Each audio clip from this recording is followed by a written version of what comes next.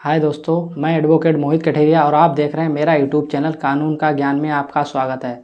और आज हम बात करने वाले हैं जो ज़्यादातर चर्चाओं में रहता है। जैसे कि पहले क्या होता था कि कई प्रकार के ऑफेंस हुआ करते थे, लेकिन अभी जो मौजूदा स्थिति है इसमें सिर्फ दो प्रकार के ज़्यादा ऑफेंस हो रहे हैं, वही पाए जा रहे हैं। पहला घरेलू हिंसा और दूसरा है कि 376 के बारे में ज़्यादा ही चर्चाएँ हो रही हैं और ज़्यादा ही इन्हीं मामलों में ज़्यादा ऑफेंस होते हैं या होते हैं कुछ, और कुछ कहीं ना कहीं ये मान के चलिए फंस जाते हैं, नए लोग या पुराने जो भी हैं कुछ फंस जाते हैं और कुछ जेन्युइन भी होते हैं।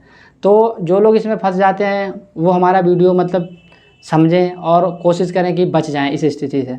तो बात यह है कि देखिए, कभी भी 376 के मामले में एक बात है कि हमेशा आपने सुना होगा कि लड़की का मेडिकल होता है, तो हम इस वीडियो में बताएंगे कि लड़के का भी मेडिकल होता है और वहीं से चांस बनते हैं वो कैसे बचेगा। तो इसमें आज की चर्चा ये होगी कि 376 में लड़का अगर शुरुआत में ही कोई उसके ऊपर आरोप लगा दिया गया तो शुरू से ही वो कैसे बचते हुए चलेगा।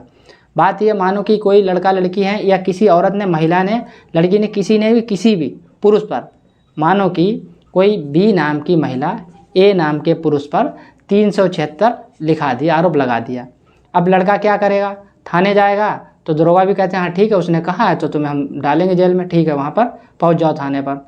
उसके बाद क्या होता, ज़्यादातर दरोगा जो हैं लड़के का मेडिकल नहीं कराते, और ना आपने सुना होगा कि लड़के का भी क्या मेडिकल होता है। 376 के मामलों में सिर्फ लड़की का ही होता है। ये अमूमन यही होता है कि उधर से लड़की के 161 यानी कि 180 के जो बयान ले लिए जाते हैं, ठीक है। उसके बाद 183 के बयान के लिए मजिस्ट्रेट वहाँ पहले 180 के बयान ले लिए यहाँ थाने में, उसके बाद लड़की को मेडिकल के लिए भेज दिया जाएगा। मेडिकल रिपोर्ट आ जाती है, उसके बाद वहाँ से लड़की को उठा के वहाँ सीधे भेज दिया जाएगा मजिस्ट्रेट के समक्ष, यानी कि 183 में बयान हो गया। वहाँ जो भी बयान देगी दरोगा विवेचना करता है, उसके बाद उस लड़के को सीधे जेल भेजता है। ये प्रोसीडिंग होती है।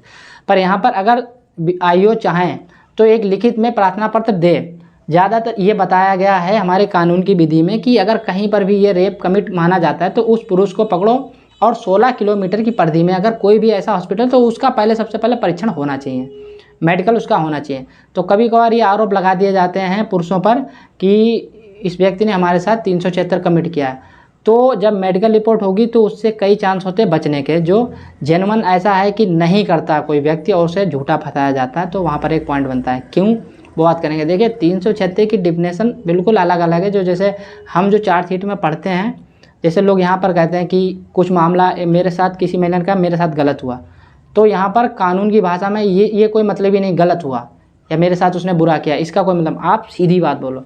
तो मैं आपको बताऊँ, जैसे कि मैं चार्जशीट पढ़ता हूँ तो उसमें ज़्यादातर है कि पढ़ने के बाद एहसास हो जाता है कि लड़का यहाँ पर दोषी है या नहीं है, या फिर सामने वाला गोलमोल कहानी अपनी बता रहा है, तो आइडिया लगने लगता है। तो जब मेडिकल होगा, लड़के का मेडिकल रिपोर्ट जाएगी, जैसे कि हम अभी आपको बता चुके हैं 376 की लोगों की जो है ना, ज़्यादातर आम लोगों को समझ में नहीं आती। 376 की परिभाषा अलग अलग है। अब लड़की ने मान लो कोई एलिगेशन किसी भी पुरुष पे लगाया कि इन्हें 376 मेरे साथ इस तरीके से कमिट की। मैं जो बता रहा हूँ मेरी बातों की सेंस में बिल्कुल जाइए डीपली। अगर आप अच्छे से समझ रहे हो तो मैं पक्का बता रहा हूँ कि आप इसके बाद 376 की वीडियो इधर से देखने की ज़रूरत नहीं पड़ेगी। तो लड़की ने जो भी एलिगेशन लगाया है उस पर कि इस व्यक्ति ने मेरे साथ इस प्रकार से 376 कमिट किया है, उसके बाद उस पुरुष का अगर मेडिकल होता है धारा 52 में, ठीक है, 52 VNSS, इसमें ये लड़के का अधिकार है कि वो आईओ अपने दरोगा से कहे कि मेरा मेडिकल तुरंत करवाओ। अगर वो निर्दोष है तुरंत मेडिकल करवाए अपना। और हालांकि दरोगा ज़्यादातर नहीं करवाता, पर आप बताओ कि 52 में VNSS में है कि हम अपना मेडिकल करवाना चाहते हैं, ठीक है, तो वहाँ आपका मेडिकल होगा। दो तीन चीज़ें कि जैसे कि देखिए स्पर्म के बारे में है, कहा जाएगा कि ठीक है सीमन जो है इसका 3 से 4 दिन में, देखिए हमारी जो साइंस है बहुत डेवलप हो चुकी है, तो एक चीज़ तो ये पता चला उसकी बॉडी से 3-4 दिन में सीमन जो है रिलीज हुआ नहीं हुआ, एक चीज़। नंबर 2 कि लड़की ने एलिगेशन क्या लगाया था। 376 की जैसे हम बता चुके हैं आपको परिभाषा अलग अलग है, ठीक है। क्या एलिगेशन लगाया उसके आधार पर वो क्रॉस में जब ट्रायल केस आएगा तो वहाँ पर तुरंत बात बन जाएगी कि क्या ये झूठा है क्या सच है। दूसरी बात कि जब किसी भी महिला के साथ जबरन ये चीज़ें होती हैं तो कहीं ना कहीं उनके हाथ पैर चलेंगे और वो विरोध करेंगी, तो नाखून या जो भी है किसी पुरुष के लगेंगे तो उसका DNA RNA की प्रोफाइल वहाँ तैयार होती है और पूरा एक एक डाटा की पुरुष के जो जिस पे आरोप लगाया गया है, यानी कि पुरुष A जो भी उस पर आरोप लगाएगा उसकी पूरी बॉडी की जांच होगी कि हाँ कहीं नाखून लगा प्रेजेंट टाइम में या कहीं कोई मतलब कोई चोट का निशान है उस पुरुष के, और उसकी डीएनए निकाली जाएगी, फिर उस महिला के भी तो मेडिकल निकलेगा, उसकी भी पूरी प्रोफाइल तैयार की जाती है, तो उसका मिलान होता है। तो कई चीज़ें ये हैं कि मेडिकल रिपोर्ट अगर पुरुष की हो जाती है और ये बात नहीं है, वो लड़का दोषी नहीं है, तो ट्रायल केस में उसके बचने के चांस वहीं से ही शुरू हो जाते हैं। तो मुझे ये उम्मीद है कि आप लोग ये जो है नई बात आप लोगों ने जानी होगी कि पुरुषों का भी क्या मेडिकल होता है।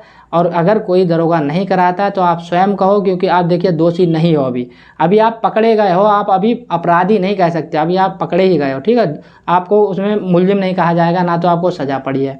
तो सबसे पहले कहो हमारा मेडिकल कराया जाए, मेडिकल कराया जाए, एक एक चिन्हित सारी चीज़ें। उसमें ये भी है कि अगर दरोगा चाहे तो एक रिपोर्ट आपको भी देगा, ठीक है। तो आप अपना जो भी है, जब आप पर ये लगे कभी एलिगेशन या आपके किसी जानकार पे लगे, तो आप सबसे पहले 52 BNSS के तहत उस व्यक्ति का मेडिकल कराएं, ताकि ट्रायल केस में उसके बचने के चांस ज़्यादा बने रहें।